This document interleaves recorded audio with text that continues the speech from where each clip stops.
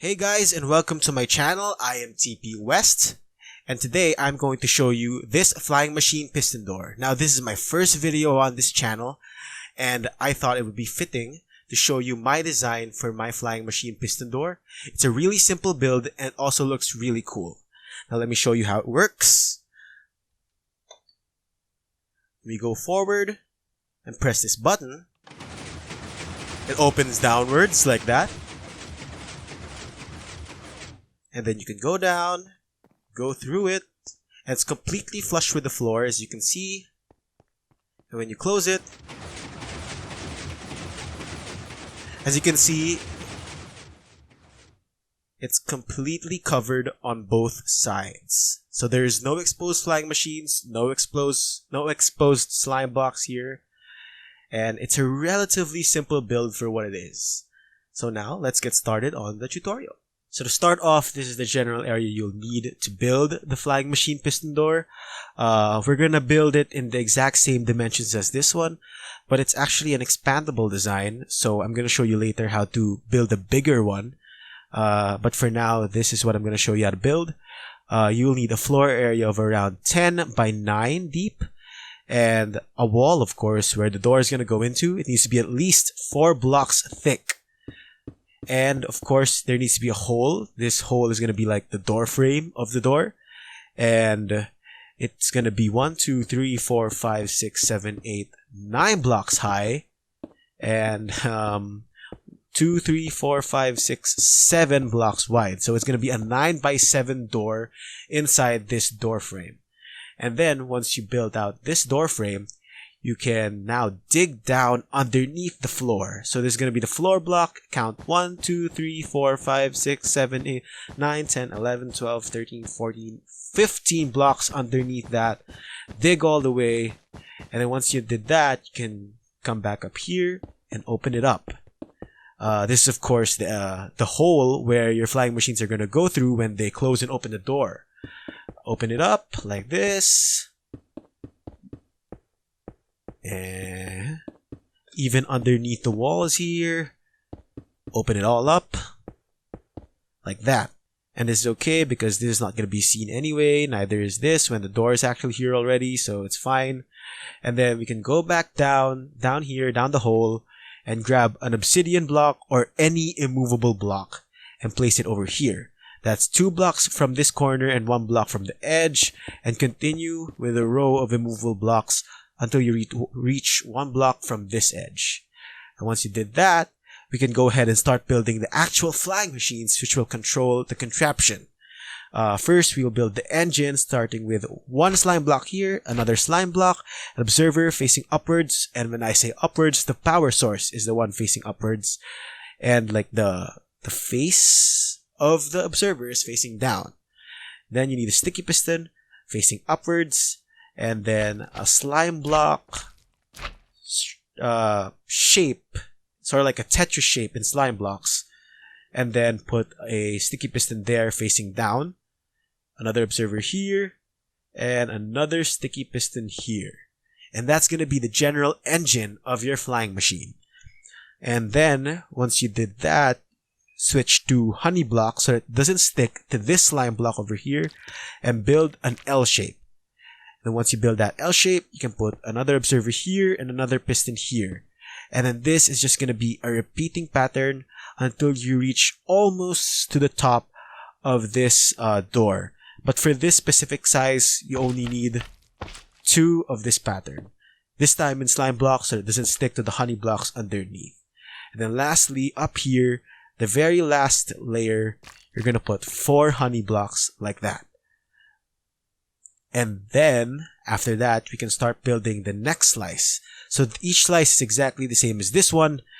You just need to alternate between honey blocks and slime blocks so that they don't stick together. So same as here, except this time in honey blocks first, like this. An observer, a piston, more honey blocks over here. Oops. And another piston over there. Observer, piston. And then here's honey blocks, so here's slime blocks. Observer, piston, slime blocks here, so honey blocks now. Observer, piston, and then another square up here with slime blocks. And then all you need to do, because each slice is exactly the same, it just needs to alternate between the two types of sticky blocks. You just need to create each slice until you reach this one over here. So once you're done, you should have 7 slices of these flying machines, and I made a mistake over here. These obsidian blocks should only go up to here, 2 blocks away from the edge over here. So yeah, just do that, and there should be no slice here, and you're all good. And then we can start with the activation mechanism for the closing of the door. Find roughly the center of these flying machines. So this is the center flying machine over here. And then just place a temporary block over there. Another temporary block. And an observer over there facing downwards. Take away these 2 observers. And just build a line of observers up until the bottom row of sticky pistons over there. And then, starting from up here, just place an observer for every row of sticky pistons. So for this row, an observer. For this row, another observer. Another row, another observer. And the last row of pistons, another observer over there. And then once you've done that, you can take any block and just place a row over here. Just in line with those observers over there. Also 7 blocks wide, same as the flying machines.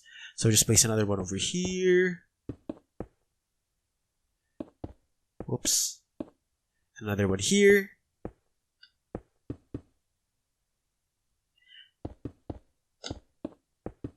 And lastly, another one here.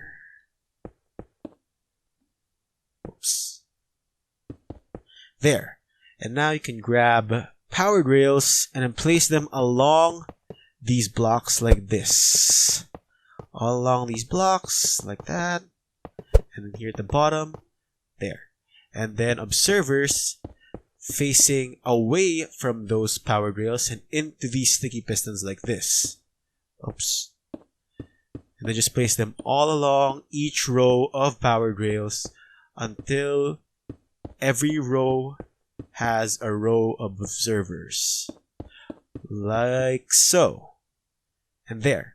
And once you've done that, we can move on to the activation mechanism of the opening this time. So for the opening, we just go over here to the other side and go down by 3 blocks and place more blocks over here. This needs to be 1 block away from the flying machines. And then we just finish this row over here and just place some power rails over the top. Like so. And we can go down here. In line with these blocks above the sticky pistons, we can place more temporary blocks over here.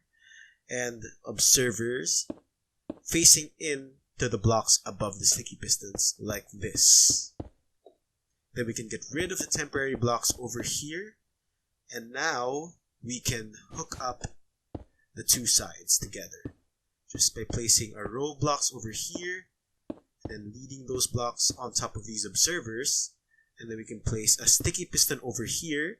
And an observer over here facing in to this observer over here. And just a power rail over there. And then this is a monostable circuit which will trigger this power rail only once, which will lead the signal all the way down to the other observers. We can place some redstone dust over here so we can hook up the 2 sides like so. And then we just clear out some blocks over here. And then this is going to be the on-off switch with buttons. And we'll just get a note block, actually. Place the note block up there. Place an observer over here. And a block underneath that. A block here. And redstone dust over there. Now you can get your buttons. 2 buttons. 1 for each side. 1 here. And 1 here. And now, later on, when we finish this, when you push this button, it should go up. And when you push it again, it should go down. But right now, it isn't doing anything because we're not yet done. And now for the next step, we just need to place the the decorative quote-unquote blocks on the flying machines. So now we can start with the actual door itself. Just pick any block you want. Over there, you can see I use dark oak and stripped dark oak logs. For now, I'm just going to use plain old spruce wood to keep it simple. You just start with this first L shape over here. Place a row of blocks like so. And do that all the way up the flying machine like this. Yeah. Just do that all the way. Whoops. And I just received an advancement. Yeah, just do that all the way up until you cover the entire side in your chosen block. Like that. And then you can go ahead and cover the top over here. But now for these corners, you can't just use a normal block. You need to use a gravity affected block. In this case, I'm going to use light gray concrete powder, but you can use sand, gravel, or any block that is affected by gravity. Then next, you just fill up this other side as well. I'm going to do that off camera so you don't have to see it. But yeah, just generally fill up this other side and then also place more gravity blocks in this corner as well.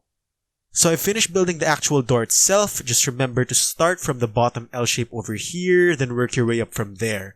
And also, I forgot to mention before that these blocks right beside these observers, they need to be a block that can be powered. So not something like glass or slabs or stairs. They need to be a solid, non-transparent block. So yeah, just make sure that you use a solid block here. And then we can continue on with the rest of the build by going down here to the bottom row of observers and placing any powerable block along this row. And then up here, it needs to be a set of immovable blocks. So we'll just use obsidian again. Get some obsidian. Put it along the top here, like so. And then once you finish that, we can move on here to the top.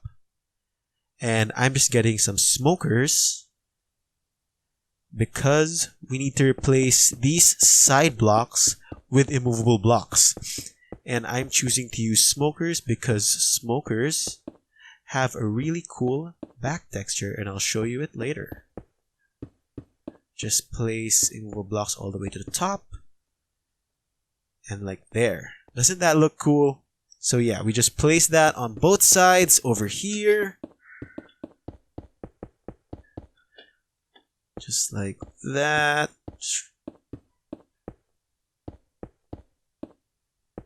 All the way to the top. Just destroy this for now. All the way. And we'll also replace the top blocks too with more movable blocks. This time I'm using barrels. Not that way, this way.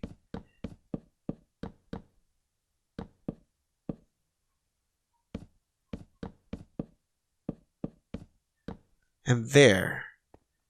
Those are my efforts just to make this look pretty decent. And once you did that, you're pretty much done.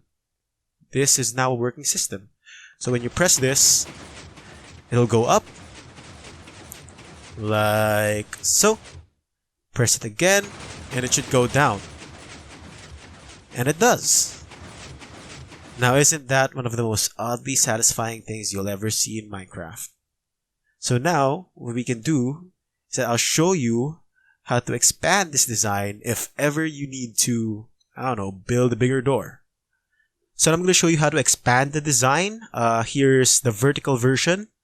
Over here, you just need to stack these L-shaped patterns on top of each other and make sure you alternate between the honey blocks and the slime blocks so that they don't stick together. And yeah, it's pretty straightforward. You just need to copy the L-shaped pattern over and over again. And of course, you need a longer observer line over here to power all of the pistons. So yeah, it becomes more complicated though when you want to expand the design horizontally, because you're limited by the distance at which you can power powered rails in Redstone.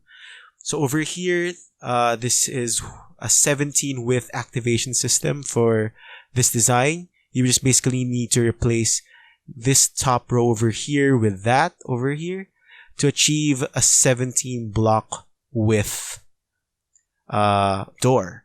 And then over here is the exact same thing, but this time it's 27 blocks. Instead of using powered rails, we use redstone dust. That way it can reach a much further distance. And this is pretty much the max distance you can achieve, the max width you can achieve with this door, unless you want to divide it up into segments. So yeah, that's pretty much it. I'll have all of these builds in the world download, including these expanded versions over here. Once again, this has been TP West, and I really enjoyed doing this. This is my first Redstone video, and I can't wait to share more builds with you guys. So don't forget to like, subscribe, and hit that notification bell if you guys want to see more. Thanks for watching!